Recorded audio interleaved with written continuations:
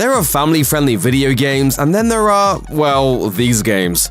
But which of these raunchy and risque titles got totally banned in Germany? And what does this cartoony roguelike have to do with biblical infanticide? The Grand Theft Auto franchise is no stranger to controversies, like the Hot Coffee mod from Grand Theft Auto San Andreas, which allowed players to exploit the game's files to unlock a hidden sex scene. While that source code snafu cost Rockstar Games and parent company Take-Two millions of dollars to settle lawsuits and recall the original version of the game, the GTA series is still not one you should play in front of your folks. Well, that's not very friendly, is it? Protect us. In 2013, the franchise returned to its fictional San Andreas stomping grounds for Grand Theft Auto 5, giving players a deeper look into the iconic city's underworld of crime, sex, and drugs via the 3 protagonist characters you switch between while playing. In one particularly violent scenario, you torture another character by pulling out teeth, waterboarding, and some nastier methods we can't mention here. Along with the traditional mission-based story mode focused on carrying out crimes and avoiding the authorities, the online multiplayer modes includes a number of violent options for solo missions or cooperative and deathmatch team play. Instead of enriching a child's mind, these games teach a child to enjoy inflicting torture. Mortal Kombat has been around for over 25 years and has never been exactly the most family-friendly of games. But a little bit of 16-bit blood never hurt anyone. Kano wins. Flawless victory fatality. In the 90s, parents tutted over the blood and gore, but the game was safely siloed away in arcades. When it threatened to invade homes through previously family-friendly avenues like Sega and Nintendo, then the moral panic hit hard. Congress got involved, and Mortal Kombat in all its guts and glory can now be indicated as one of the games that created the Entertainment Software Rating Board. Cold-blooded murder is making Mortal Kombat the most popular video game in history. Over time, Mortal Kombat only came to embrace the inventive fatalities that made it a controversial series. Safely uncensored now that it was clearly labeled as a mature title.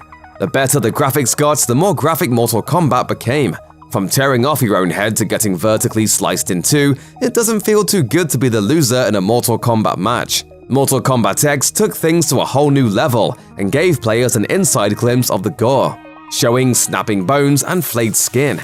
And Mortal Kombat 11 continued the tradition of upping the graphical and not-so-parent-friendly ante. Surprisingly, Grand Theft Auto 5 wasn't the most parent-inappropriate game of 2013.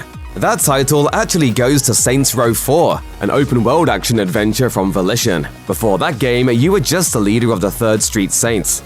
In 4, you're the President of the United States, you have superpowers, and it's up to you and your gang to fight off the alien invasion that threatens to end the world.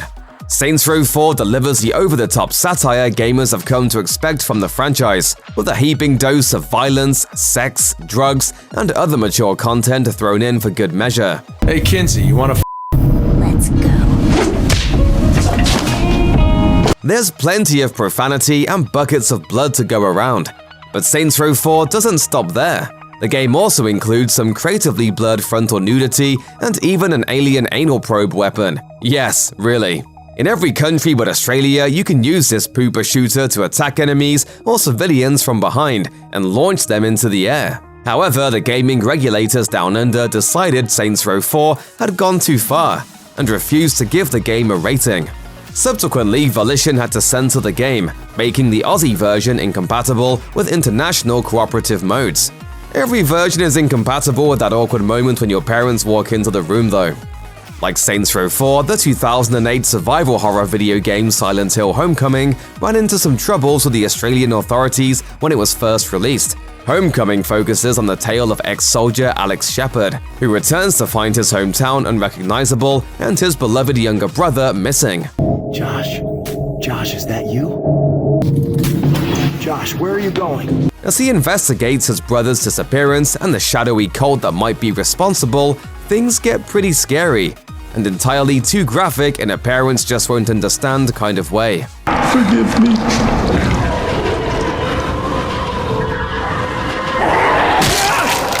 Silent Hill Homecoming offers players all the terror of a blockbuster horror movie. Blood, gore, dismembered corpses, decapitations, and even torture.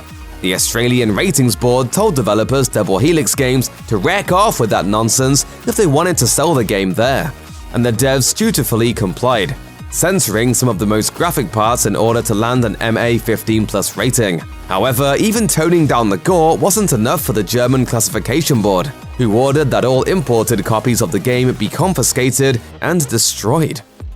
Known for its extreme levels of violence and gore, Rockstar Games' 2003 horror survival game Manhunt caused controversy around the world.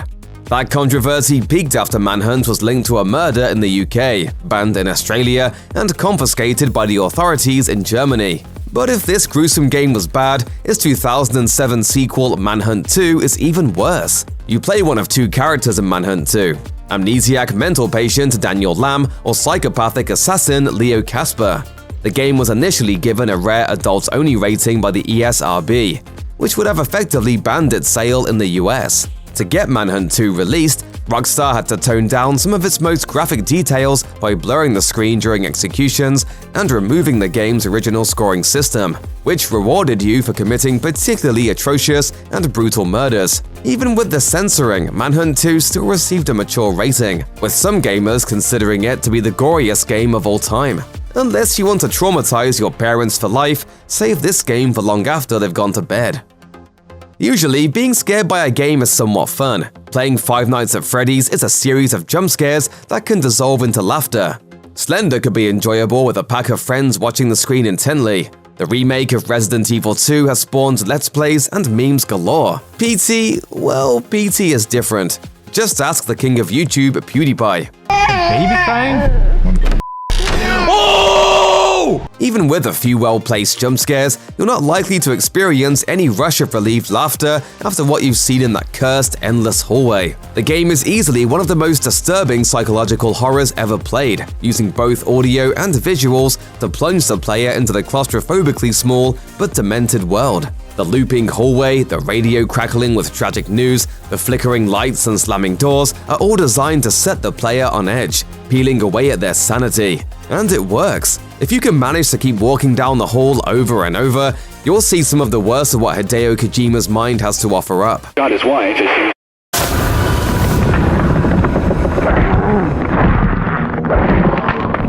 Like half-formed, bloody, crying fetuses, or the putrefied face of a murdered woman, or another fetus, this time talking, or giggling. PT is neither for the faint of heart nor those who don't want to be haunted by a distorted sync fetus. Only reason she could earn a wage at all is the manager liked how she looked in a skirt.